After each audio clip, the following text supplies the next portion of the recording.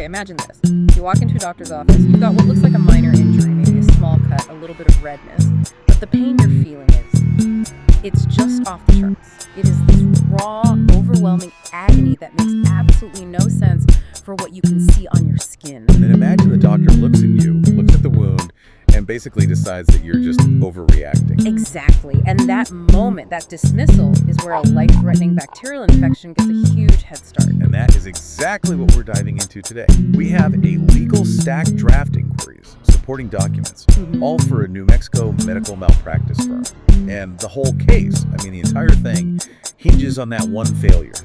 A doctor dismissing agonizing pain and misdiagnosing necrotizing fasciitis. So our mission today is really to give you a shortcut to understanding the three big crises that are all tangled up in this file. We have to understand the medical terror of this flesh-eating disease, then analyze the specific failure in the doctor's process. And then the ticking clock. A really urgent New Mexico legal deadline that is forcing everyone to act. Right now. Right. It's a medical emergency that turned into a legal countdown. It really is. So let's start with the medical side. Necrotizing fasciitis. We've all heard the nickname flesh-eating disease, which is, terrifying. But what is it, really? And why is there zero room for delay? Well, NF is a bacterial infection. And, it can be caused by common bacteria like group A strep, the same stuff that causes strep throat. But the terrifying part isn't the bacteria itself, it's the progression. Okay. It doesn't just stay on the surface. It dives deep into the soft tissue and specifically attacks the fascia. Fascia. That's the sort of connective tissue, right? The web that holds everything together. Right. It's not the skin or the muscle, it's the structural layer. Yeah. And the speed.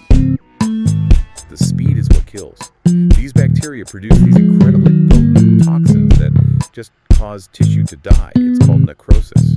So they're literally digesting the tissue. They are. They're creating gas, fluid, and they spread along those fascial planes so fast that the body has no chance to fight back.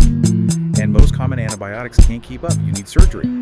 Aggressive surgery to cut away the dead tissue. So a timely diagnosis isn't just a nice to have, it's everything. It's survival, period. And that takes us right to the core failure alleged in this case, because the patient's body was basically screaming that this was happening. They had some common symptoms, swelling, tenderness, but the big one, the red flag, was the pain. This is the absolute crux of the claim. Every piece of medical literature we looked at for this, it all points to one hallmark indicator.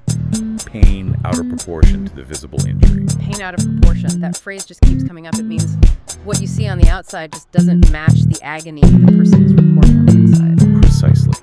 If it looks like a simple surface infection like cellulitis, but the patient is describing this searing, catastrophic pain. That discrepancy is the loudest alarm bell the body has. It means something incredibly aggressive is happening deep under the surface. And when a provider just dismisses that, they're ignoring decades of established clinical science. It's a huge miss. The sources lay out this just heart-stopping timeline. Can you walk us through those 2 days? Yeah, so the first interaction is on January 5th, 2023. The patient comes in, reports the symptoms, including this really intense, disproportionate pain. Right. And the initial provider allegedly just dismisses it, calls it minor, non-urgent, doesn't see the danger, and sends them home. Sends them home. While this lethal infection is just continuing to dissolve their tissue. Correct. So then just 48 hours later, it's January 7th, 2023. The patient is so much worse, they're rushed to a different hospital's ER. And this time, the new providers hear about the disproportionate pain, they see the worsening symptoms, and they immediately get it. They diagnose necrotizing fasciitis and rush the patient into the operating room for emergency surgery. Extensive debridement. Wow. The difference between being called minor and being rushed into emergency surgery, that's everything. That 2-day delay is where the real harm got locked in, isn't it? Absolutely. The infection spread further, more tissue was lost, the risk of death went way up. And legally, this all points to a failure in the differential diagnosis process. Okay, let's zoom in on that. Differential diagnosis, or DD. It sounds technical. What is it, and why is messing it up such a grave breach?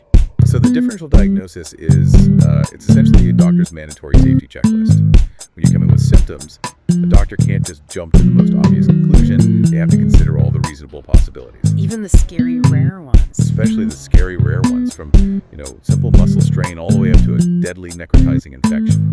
You build a list of potential culprits. And then you start crossing them off the list. Exactly. You run tests, you take a patient history, you check the clinical signs, and you systematically rule things out until you're left with the right answer. The allegation here is that with that huge red flag, the pain out of proportion, the first provider didn't even put NF on the list. They just skipped the catastrophic check. They skipped it. But wait, I have a question. Necrotizing fasciitis is pretty rare, right? So couldn't a doctor argue that, it was a reasonable miss because it's so uncommon? That's the go-to defense, for sure. But the standard of care doesn't say you have to consider every single rare disease on Earth. It says you have to consider the conditions that actually fit the clinical picture. And the picture here included a classic red flag. A textbook red flag. Pain out of proportion is taught in medical school as a key sign of NF. The fact that the second set of doctors recognized it almost immediately, it really undermines the argument that the first doctor acted reasonably. So it wasn't about not knowing what NF was. It was about not following the basic diagnostic process that would have led them there. That's a perfect way to put it, omission of duty. And that brings us right to the 4 pillars of the medical malpractice claim. Okay, so let's walk through how the facts of this case build that legal narrative. Not just a dry list, but the story. Okay, first up is duty. No, it's easy. A doctor-patient relationship existed on January 5th. The doctor owed the patient competent care. Simple. Got it. Second, dereliction or breach of duty. That's the failure we've been talking about. Ignoring the pain, not doing a proper differential diagnosis. That was the breach. Okay, and then you have to connect that breach to the actual harm. Which is number 3, causation. The argument is that if the doctor had done their job right on day 1, treatment would have started immediately. Because of that 2-day delay, the infection spread and destroyed so much more tissue. The doctor's delay caused the expanded injury. And finally, damages. The real measurable harm. And in a case like this, I have to imagine it's staggering. Oh, absolutely. Huge medical bills, past and future, immense pain and suffering, possible long-term disability. All 4 pillars are there. It's a solid claim, provided they can beat the clock. And that's the legal ticking time bomb. The malpractice happened on January 5, 2023. We're talking now on late December 2025. Tell us about the New Mexico Statute of Limitations. So New Mexico has what's called a 3-year occurrence rule.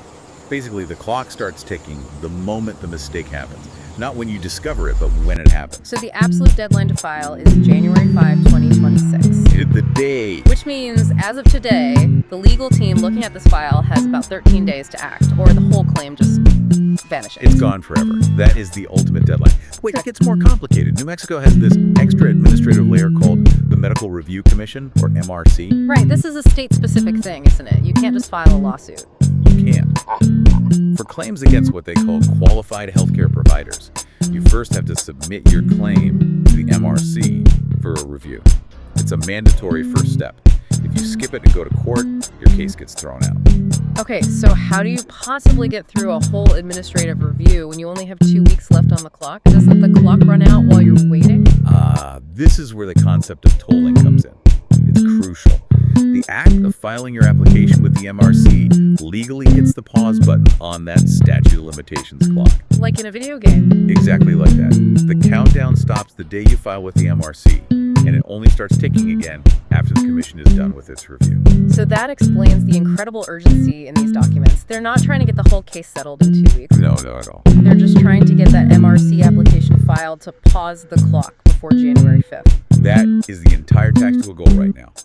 Toll the statute. If they miss that filing, the whole potential multi-million-dollar claim is worth 0.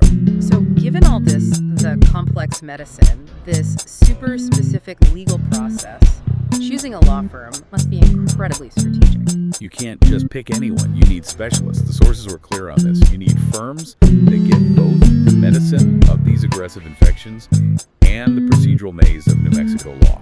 And the sources mentioned a few types of firms. They did. They pointed to firms like Paulos and Coates, for example, because they only do medical malpractice and have doctors on staff who can evaluate an NF case like this almost instantly.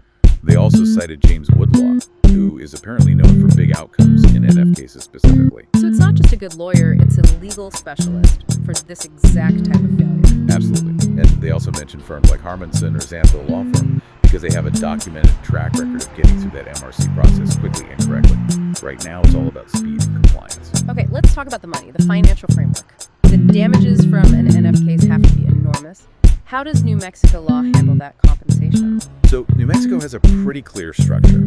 The good news for the patient is that economic damages, that's all the hard costs, medical bills, past and future, lost wages, that kind of thing, are completely uncapped. So if the medical care costs $5 million, they can recover the full $5 million. Exactly. And for an NF case with potential reconstructive surgeries and lifelong care, that's essential. The non-economic damages, that's the compensation for pain and suffering, emotional distress, those are capped. Okay, and what's the cap?